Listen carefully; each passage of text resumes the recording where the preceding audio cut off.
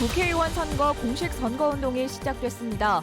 충북 거대 여야는 무능한 정권 심판과 민생 안정을 내세우며 첫날 포문을 열었습니다.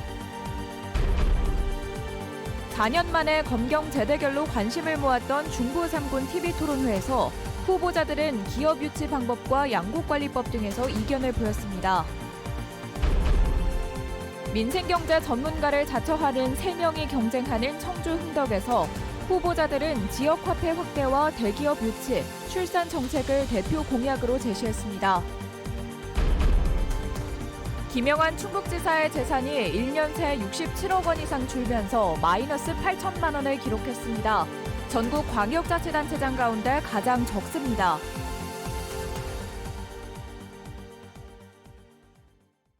시청자 여러분 안녕하십니까? 뉴스데스크 충북 소식입니다.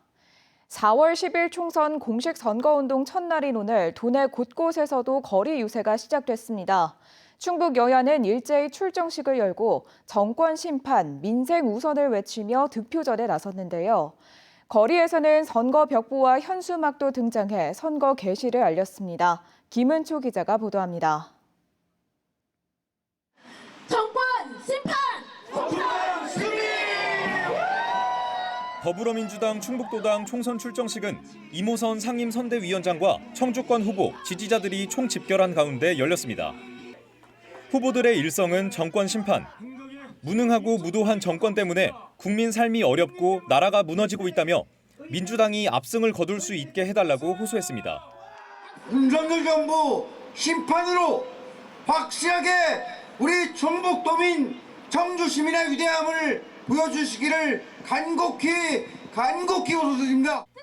또 국회 세종시 이전을 안 하던 국민의힘이 이제와 옮기겠다고 하는 건 사기 공약이라고 비판했습니다.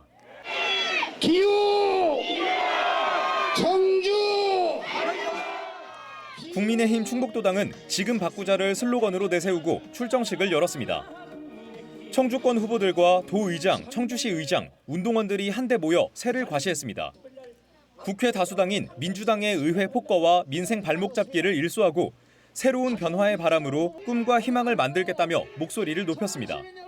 여러분 누가 일할 사람입니까? 누가 민생을 책임질 것입니까? 기호 2번 우리 국민의힘 후보들이 할 것입니다. 또 운동권 종북 세력에게 나라를 맡길 수 없다며 일할 수 있는 실력 있는 후보를 선택해달라고 호소했습니다.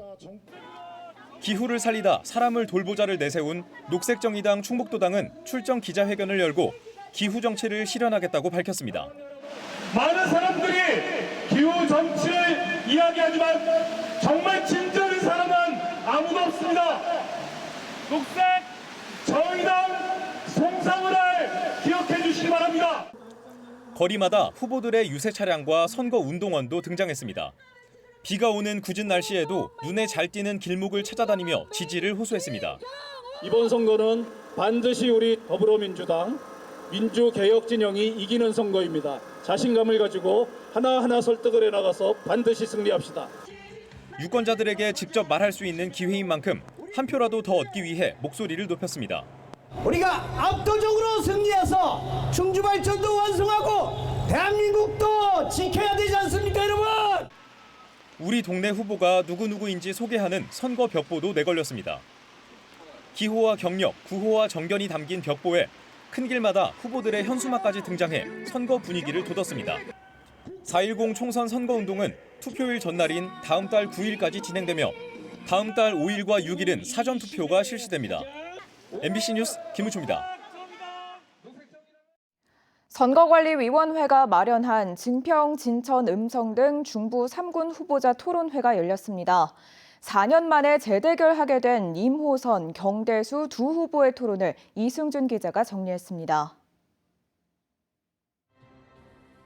더불어민주당 임호선 후보와 국민의힘 경대수 후보가 다시 맞붙었습니다. 이미 국회의원을 지낸 두 후보는 지역 발전을 위해 누가 일을 더했는지, 잘할 수 있는지 토론회 내내 부딪혔습니다. 내년 개원을 앞둔 국립소방병원에 대해 각자의 역할을 주장했습니다. 지금 이 사업이 확정돼 갖고 예산 초기에 배정될 때까지가 제가 의정 활동하면서 했는데 추진하는 과정에서 지금까지 그렇게 추진이 기간이 걸린 게 정상적이라고 판단을 하시는지. 지금 말씀하신 예산 1,400억 정도의 규모였던 거는 잘 아실 겁니다. 그걸 2,000억 정도로 제가 사업비 국회에서 증액시켰고요. 공공기관 2차 이전과 민간기업 유치에 대해선 해법이 달랐습니다. 치열한 경쟁을 이길 수 있는 방법은 결국은 지금 정부를 책임지고 있는 윤석열 정부와 교감이 가능한 그러한 국회의원, 또 집권 여당 3선 의원의 그와 같은 힘이 있는 의원이 돼야 된다. 혁신 도시만의 발전으로는 한계가 있습니다. 수도권 내륙선, 중부 내륙 지선이 혁신 도시에 이어졌을 때 혁신 도시는 파급 효과를 크게 낼 수 있다고 생각합니다.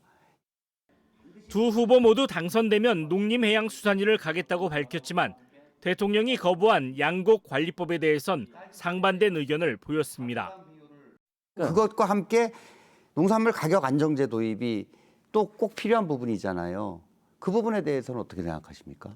일정한 가격 이하로 내려가면은 무조건 그 차액을 정부에서 보장해 준다. 그거는 부작용이 예상이 안 됩니까? 그게 궁극적으로 쌀값 안정에 도움이 된다고 보세요? 가족 부동산에 대한 의혹 제기도 있었지만 모두 답변에 거침이 없었습니다.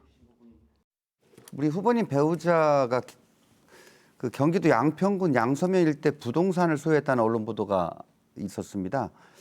국회의원도 되기 전이 2009년도에 그 친구가 사업이 어렵다 그래서 그 친구한테서 이제 명의를 이전받고 이제 매입한 땅인데요.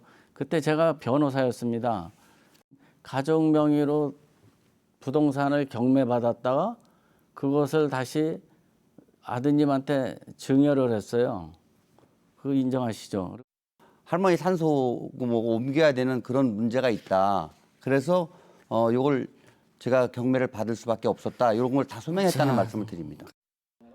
두 후보 모두 중부내륙철도의 지선 구축과 수도권 내륙선 광역철도의 조기 완공, 부족한 관광 자원 발굴 등 상당수의 공약이 겹쳤습니다.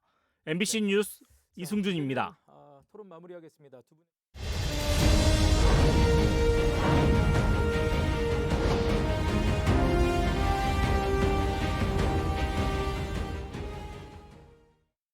총선 후보들의 공약을 살펴보는 좋은 공약, 현명한 선택, 오늘은 청주 흥덕입니다. 민생과 경제 전문가를 자처하는 양당 후보들이 다양한 공약을 내놓았는데 이 가운데 실현하기 쉽지 않아 보이는 이색 공약들이 눈에 띕니다. 김대웅 기자입니다. 더불어민주당 이현희 후보의 대표 공약은 이른바 이재명표 지역화폐의 부활입니다.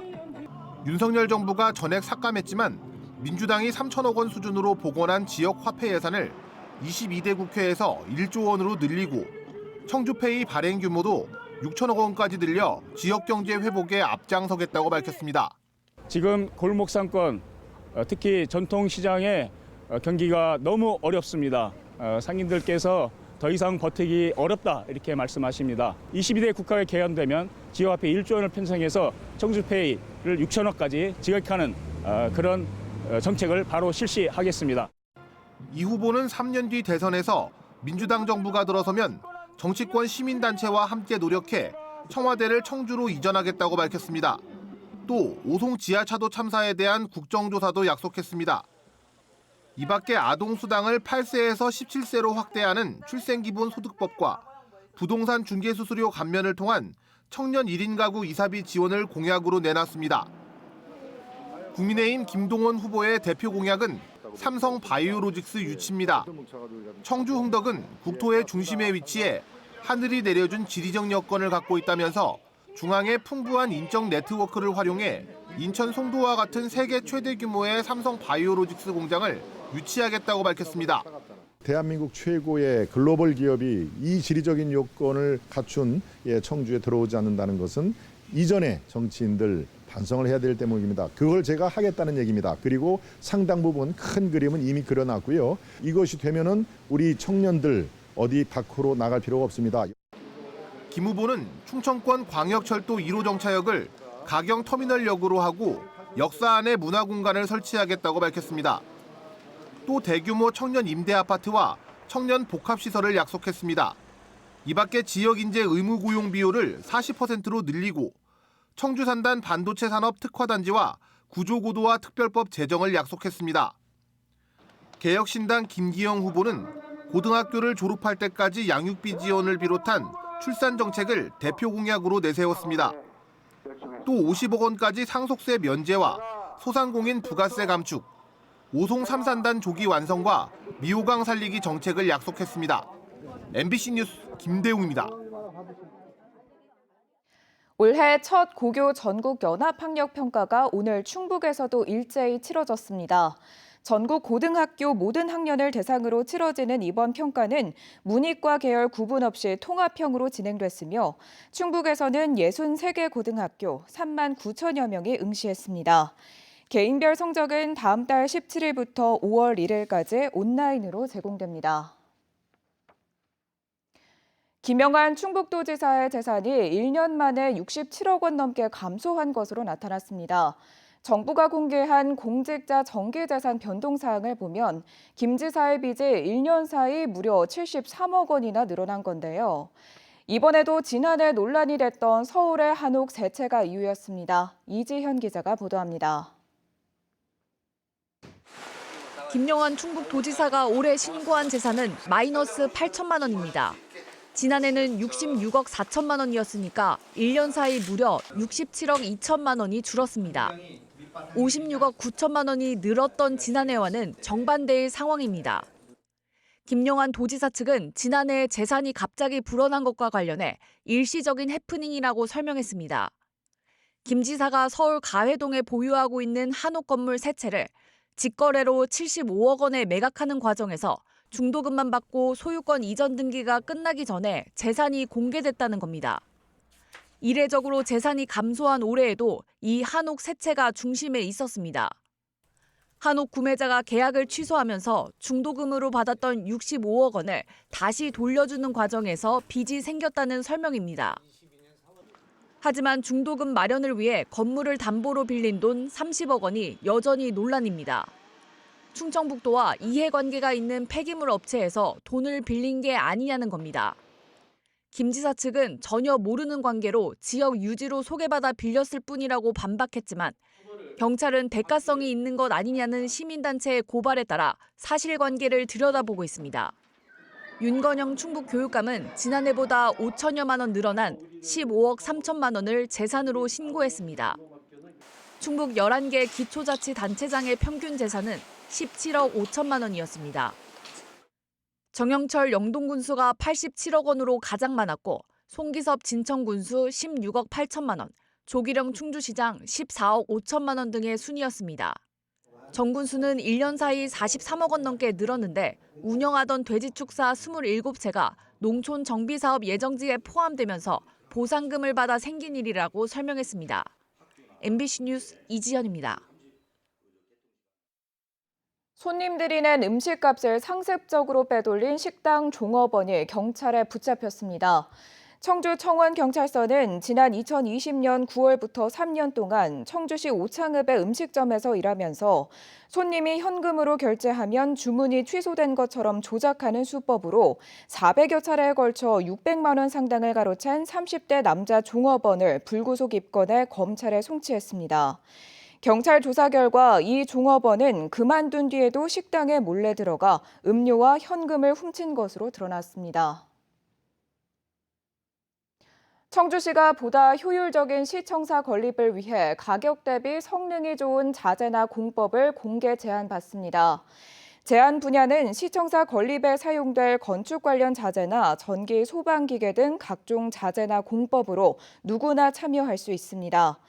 청주시는 다음 달 14일까지 제안을 받은 뒤 자재공법 심의위원회 심의를 거쳐 신청사 설계에 반영할 계획입니다. 한편 오는 2028년 하반기 건립을 목표로 옛 시청 부지에 건립되는 새 청주시청사는 내년 하반기 착공 예정입니다.